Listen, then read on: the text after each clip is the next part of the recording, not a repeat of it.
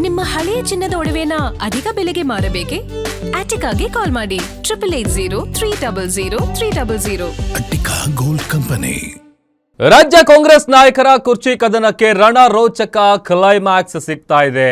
SIR ಸಭೆಯಲ್ಲಿದ್ದಂಥ ಸಂದರ್ಭದಲ್ಲಿ Siddaramaiah DK Shivakumar ಅವರಿಗೆ high command ಬುಲಾವ್ ನೀಡಿದೆ.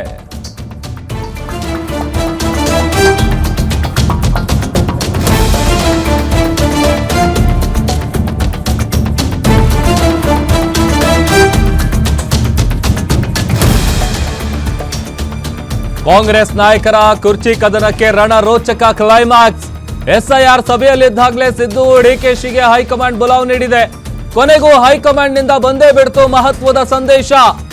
ಅಧಿಕಾರ ಹಂಚಿಕೆ ವಿಚಾರಕ್ಕೆ ಮಾತುಕತೆಗೆ ಹೈಕಮಾಂಡ್ ಕರೆದಿದೆಯಾ? ಮೇ 26ರಂದು ದೆಹಲಿಗೆ ಬನ್ನಿ ಅಂತ ಸಿದ್ದರಾಮಯ್ಯ ಡಿಕೆ ಶಿವಕುಮಾರ್ಗೆ ಹೈಕಮಾಂಡ್ ಬುಲಾವ್ ನೀಡಿದೆ. ಅಧಿಕಾರ ಬದಲಾವಣೆನಾ?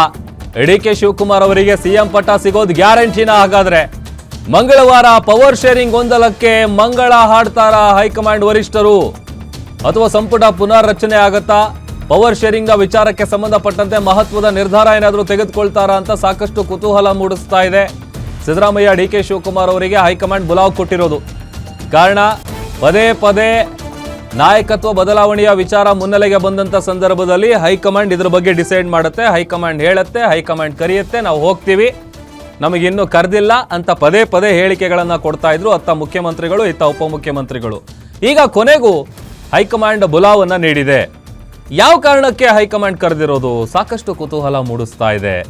ಅಲ್ಲಿಗೆ ಕಾಂಗ್ರೆಸ್ ನಾಯಕರ ಮಧ್ಯೆ ನಡೀತಾ ಇರುವಂತಹ ಕುರ್ಚಿ ಕದನಕ್ಕೆ ರಣರೋಚಕ ಕ್ಲೈಮ್ಯಾಕ್ಸ್ ಹಂತಕ್ಕೆ ಬಂದೇ ಬಿಡ್ತಾ. ಹಾಗಾದ್ರೆ ಎಸ್ಐಆರ್ನ ಸಭೆಯಲ್ಲಿದ್ದಂಥ ಸಂದರ್ಭದಲ್ಲಿ ಡಿಕೆ ಶಿವಕುಮಾರ್ ಸಿದ್ದರಾಮಯ್ಯ ಅವರಿಗೆ ಹೈಕಮಾಂಡ್ ಬುಲಾವನ್ನ ನೀಡಿದೆ.